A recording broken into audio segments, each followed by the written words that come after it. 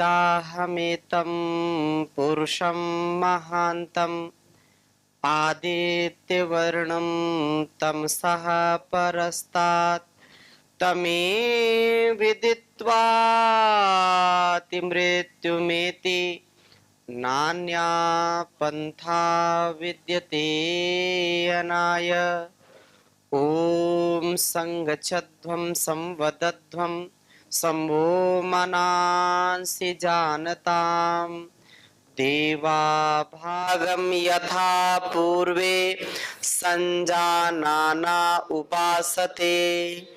प्रेम से मिलकर चलो, बोलो सभी जानी बनो, पूर्वजों की भांति तुम कर्तव्य के मानी बनो, पूर्वजों की भांति तुम कर्तव्य के मानी बनो। ओम शांति शांति।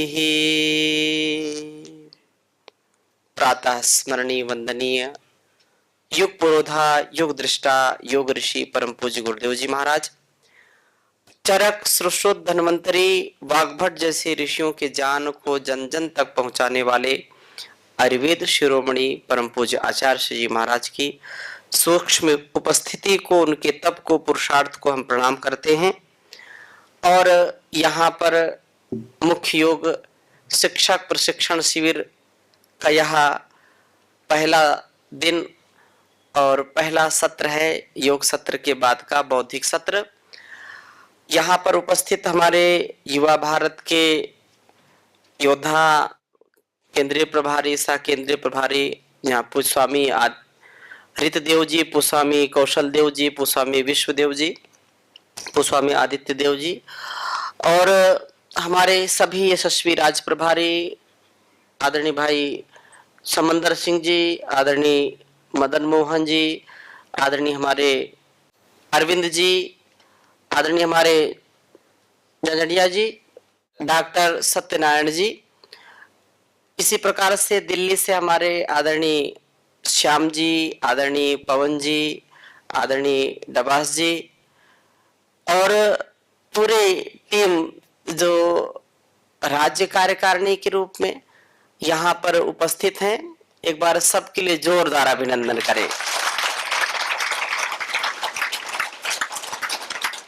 गुरु की सेवा, राष्ट्र की सेवा, संसार की सेवा, सेवा से ही लोग कहते हैं कि मेवा है, सेवा से ही मेवा है। आज हम जो कुछ भी हैं, जहां पर भी हैं, जैसी स्थिति में हैं, वो सेवा का ही परिणाम है। माता भी और पिता भी अपने उत्तरदायित्वों का पालन करते हैं। हम पहले उनकी सेवा लेते हैं, फिर बाद में सेवा देते हैं। बिना सेवा के संसार में व्यक्ति का उत्कर्ष नहीं हो सकता। सेवा से ही लाखों वर्ष, हजारों वर्ष, सैकड़ों वर्ष जिनको हो गए, अब वो संसार में नहीं है, फिर भी उनका जो अस्तित्व आज है, उनका नाम उनके काम के कारण जाना जाता है। जितने भी वीर वीरांगनाओं ने, ऋषि ऋषिकाओं ने इस देश को, समाज को कुछ देने का प्रयास किया, अपने जीवन को इस धरा के लिए जिया, तो आज हम उनके वंश परंपरा को जानते हैं। यहां हम सब बैठे हैं, क्षमा करना, अगर मेरे से भी पूछा जाए या आपसे पूछा जाए तो अपने घर परिवार या कुलवंश परंपरा को कितने लोगों को आप जानते होंगे?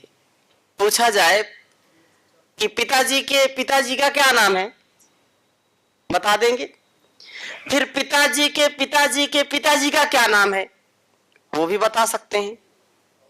हाँ, फिर आगे और बढ़े, पिताजी के पिताजी के पिताजी के पिताजी का क्या नाम है, आप बता पाएंगे? है?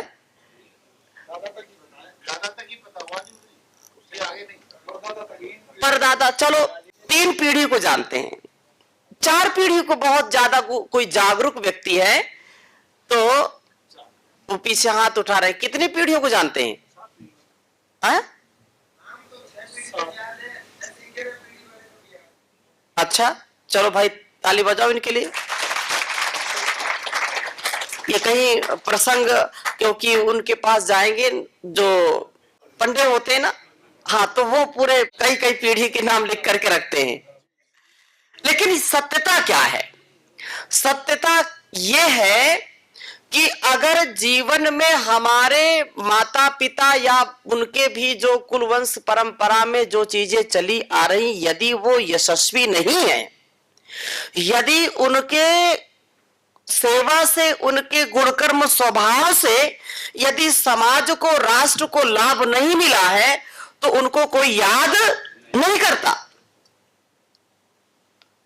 स्थिति ये हो गई है कि घर परिवार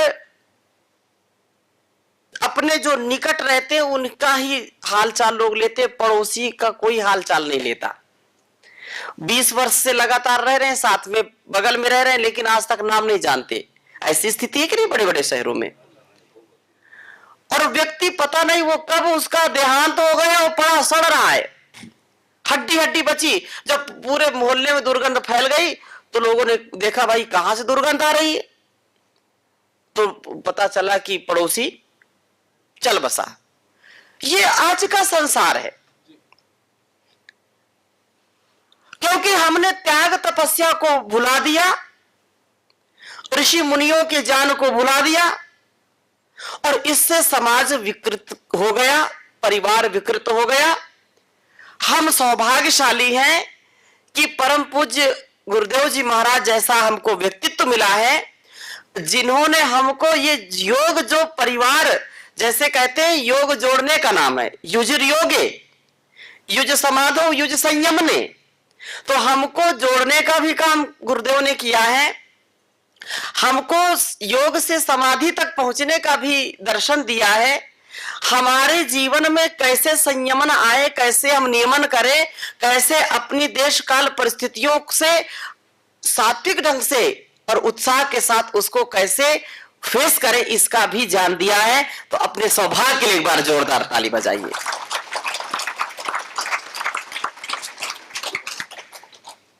एक ऐसा संगठन, अपना संगठन है जो निष्काम भाव से, निस्वार्थ भाव से अपने कार्य में, गुरु कार्य में, राष्ट्र कार्य में, विश्व के कल्याण के लिए लगा है। और इतना कार्यक्रम मिलकर के आप करते हैं। पूरे देश में यदि हम बात करें तो कहीं ना कहीं कोई ना कोई कार्यक्रम हमेशा चलता ही रहता है। और भी जो संगठन है, संस्थान करते हैं, उनका हम अभिनंदन करते हैं। लेकिन अगर हम अपने संगठन की बात करें तो हजारों कार्यक्रम वर्ष में हो जाते हैं। होते कि नहीं होते?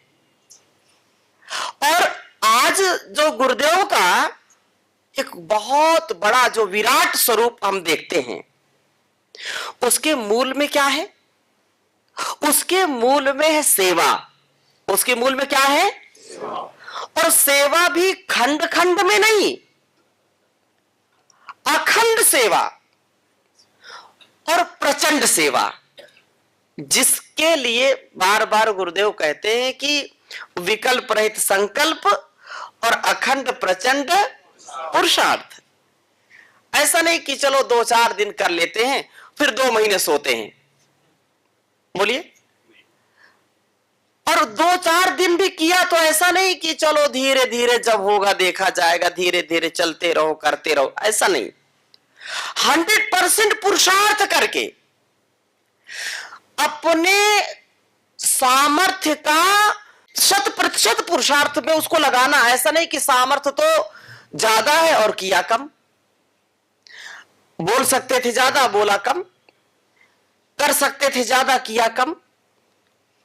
पश्चाताप का कोई भी विकल्प नहीं छोड़ना। पश्चाताप का कोई भी जो है मौका नहीं छोड़ना। अरे ये हम ऐसा कर लेते तो शायद काम बन जाता, ऐसा कर लेते तो ऐसा हो जाता, ऐसा बिल्कुल नहीं।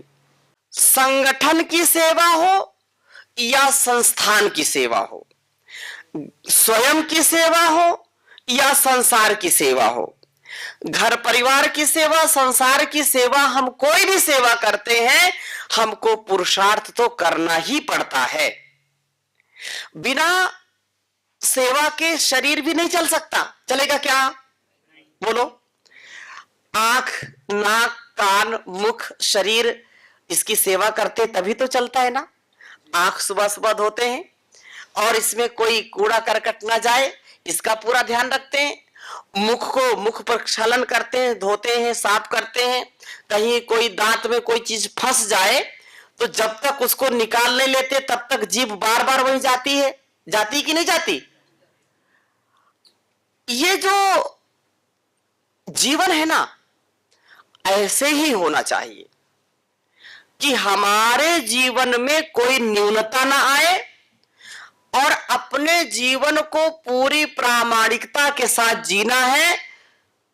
ये पूरी सृष्टि का क्रम है, चींटी से लेकर के हाथी तक, एंट से लेकर के एलिफेंट तक, कीड़ा मकोड़ा, हाथी घोड़ा, ये जो कुछ भी पूरे यूनिवर्स में है वो सब देही में ददामी ते। आप लिखते जाइए, वेद का आदेश है देही में ददामी ते। तू मुझे दे मैं तुझे दूंगा। जो भी संसार में सब कुछ, अंग्रेजी में उसको कहते हैं give and take, give and take. तू मुझे दे मैं तुझे दूंगा।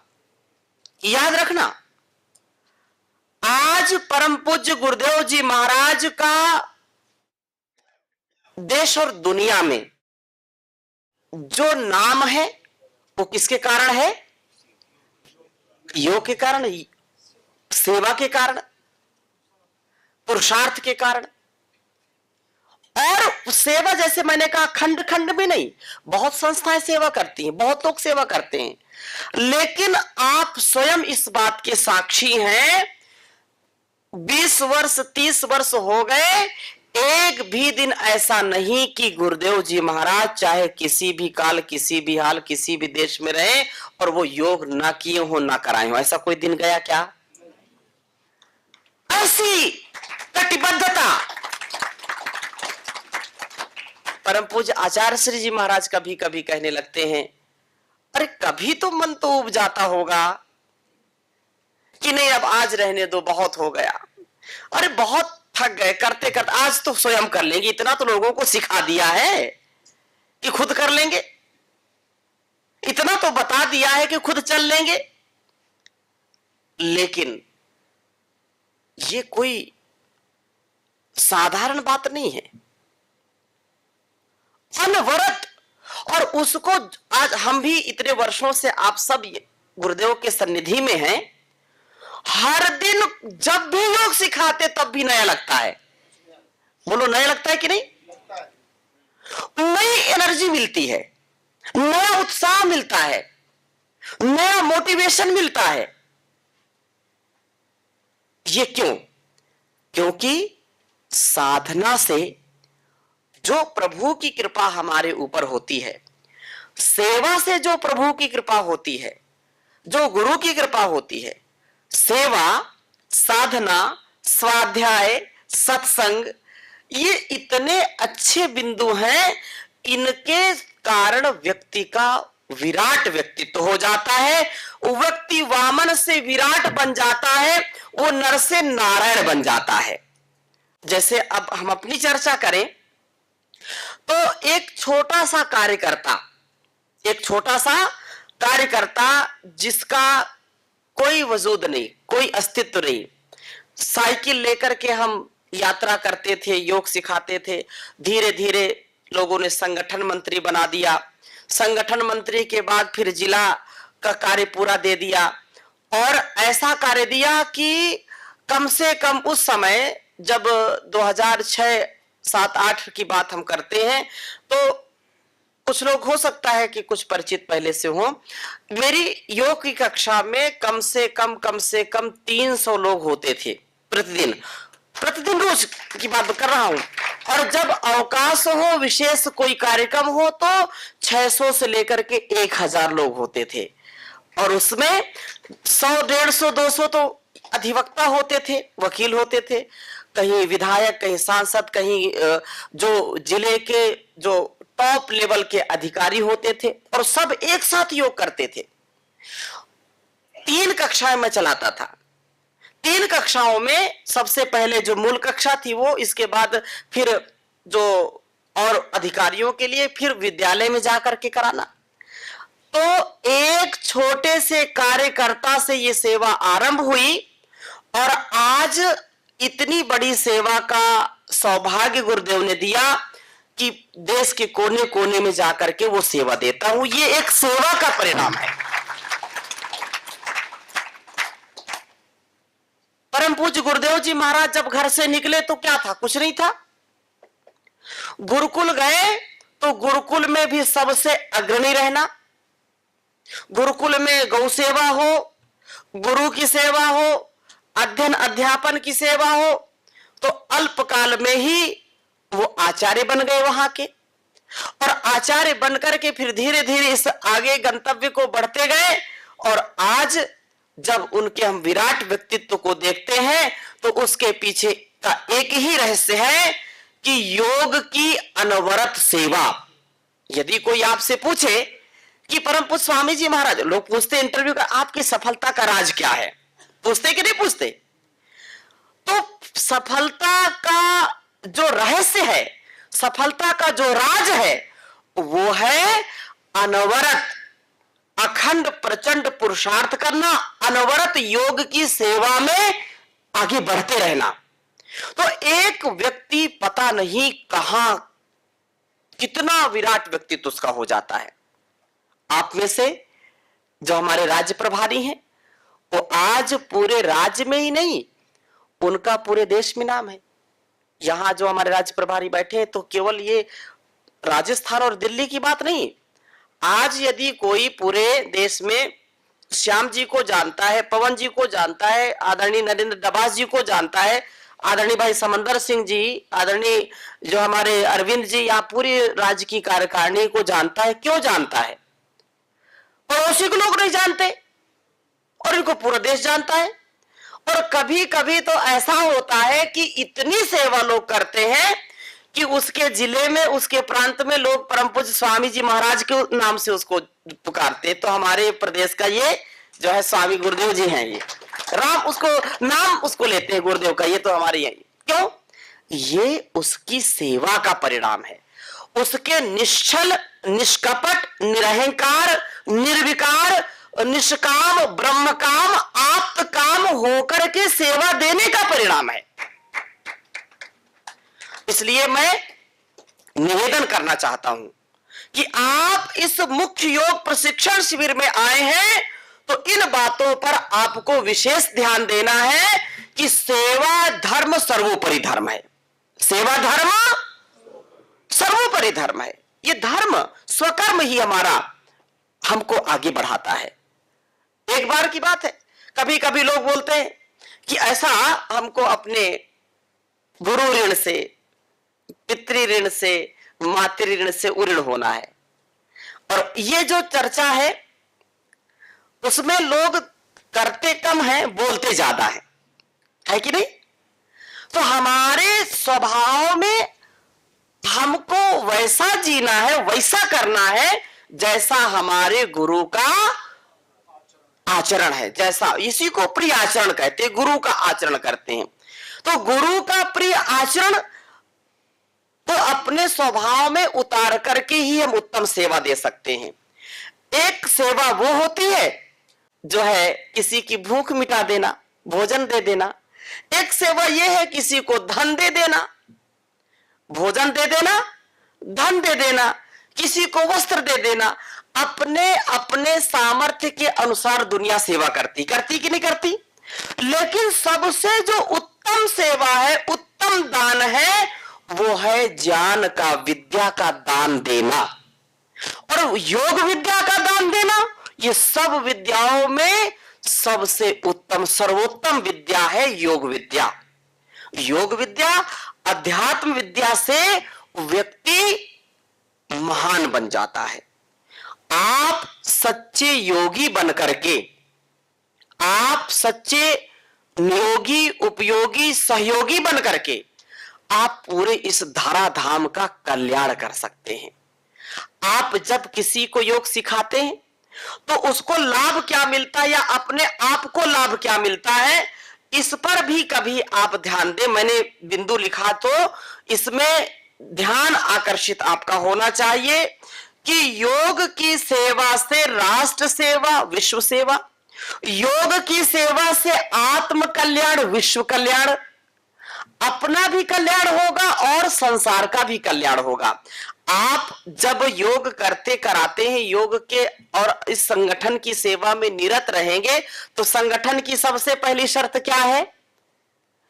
आपको यदि कोई पूछे आपकी संगठन की सबसे पहली शर्त क्या है, राष्ट्र सेवा कैसे होगी? तो योग सेवा है ना।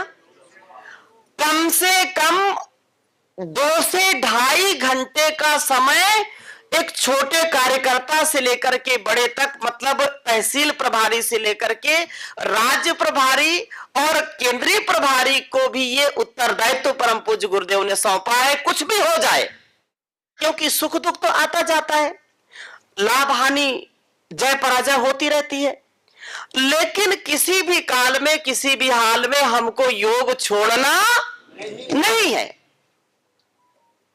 किसी के यहां कभी हंसी कभी खुशी कभी गम है, तो भी आपको सम अवस्था में रह करके, चाहे खुशी हो या गम, लेकिन अपने आप को सम अवस्था में रख करके योग जरूर करना है।